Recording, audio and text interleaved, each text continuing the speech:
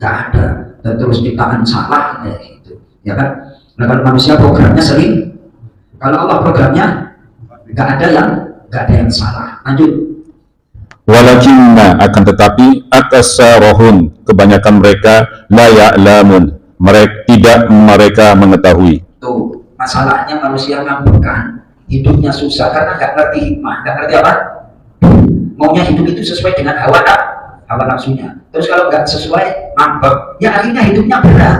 Nah, coba segala macam kehidupan kita sikapi dengan raditu billahi robba wa bil islami dinan wa bi Muhammadin nabiyya wa rasulah. Disikapi ini semua adalah kehendak Allah. Lalu tugas kita di dunia ya hanya sebatas melaksanakan aturan-aturan Allah. Kalau dituruti terus keinginan hawa nafsu, besok saya sampai itu perkataan Sayyidina Abu Bakar, itu kita diperbudak oleh hawa, jadi gak enak. Yang namanya diperbudak enak apa enggak, Mas Soto? Ya, coba kalau kita lapar nih, lapar ya, obat makan yang paling, menu yang paling enak itu apa? Mau makan yang paling enak itu apa? Tunjang plus lapar, betul? Nah, kalau lapar apapun jadi enak. Coba Mas, ya turutin aja hawa nafsunya Mas Kosim, terus Mas Arif itu jam 6 makan nasi uduk bangun pintar, jam 8 ganti pecel, terus jam 10 ganti bubur ayam, jam 12 nasi padang. Kira-kira enak apa bosan? Nafsu juga seperti itu, nggak ada, nggak enak itu, terima aja. Jadi kebanyakan manusia tidak mengerti hikmah dari apa yang Allah ciptakan di dunia. Kalau kita merenung sedikit ya, merenung sedikit aja. Pak Kosim tadi libur apa kerja Pak Kosim? Kerja. Yang dihadapi, yang diperbaiki apa Pak Kosim? Motor apa mobil? Mobil yang rusak apa mobil yang gak rusak? Mobil rusak. Katanya yang punya mobil rusak ngomong innalillahi, katanya bengkel, ayo coba bayangin. Nah, itu semuanya adalah sudah setelan Allah. Biar dunia itu berputar berjalan gitu. Yang saya maunya sesuai dengan keinginan manusia, ingin beli mobil, mobilnya nggak pernah ganti oli, terus nggak pernah ganti spare part. Ya, gimana kan kayak gitu? Nggak bisa.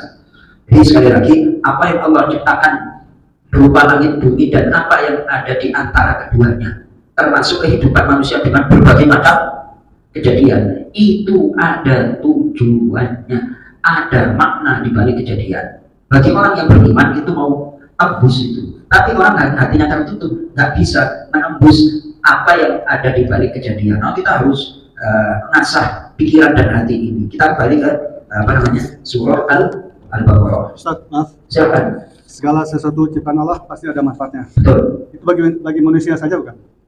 Bagi manusia saja atau bagi yang lain? Nah, kalau tidak salah ada ayat mengatakan semua ciptaan Allah adalah bagi manusia gitu. Ya, itu ayatnya nanti justru di surah Al-Baqarah yang tadi itu ada. Halaman 5 kita kembali nanti. Itu di ayat yang ke-29 nanti. Itu kaitannya dengan pertanyaan Pak Del tadi. Baik. Itu Allah memberikan petunjuk pada orang yang dikehendaki dan menyesatkan bagi orang yang dikehendaki. Pak Kosim, siapa orang yang tidak dikehendaki? Orang fasik. Orang fasik itu orang yang bagaimana? Ayat 27. Ayat 27. Alladzina, orang-orang yang gugunya mereka melanggar ahdallah, perjanjian Allah agar manusia beriman kepada Allah. Min ba'di, dari setelah misaqi, pengambilan sumpah perjanjian itu. Stop. Orang kalau sudah melanggar aturan Allah, nggak mau berhubungan kepada Allah, nggak mau sholat, itu nanti rentetannya, ini saya baca dalam kasusnya Syekh Mutawalli Sya'uri, tidak Pak. Lanjut Pak Qasim.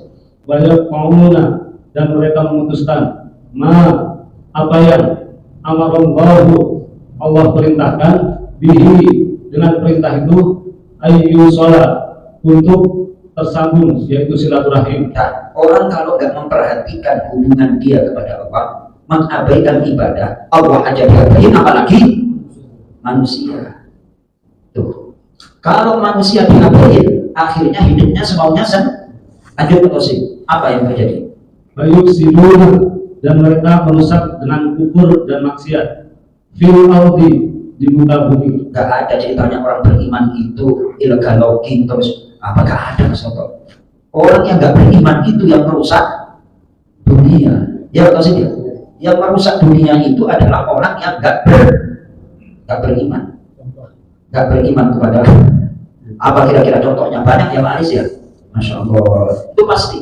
Kalau hubungan kepada Allah itu gak baik, gak benar, hubungan terhadap manusia pasti gak benar, dia baik. Kalau hubungan manusia aja dia baik, pasti ujung-ujungnya wa yufsiduna fil ardh, dan akan terus-menerus berbuat kerusakan. Kata yufsidun itu adalah bentuk kata kerja masa sekarang dan akan datang.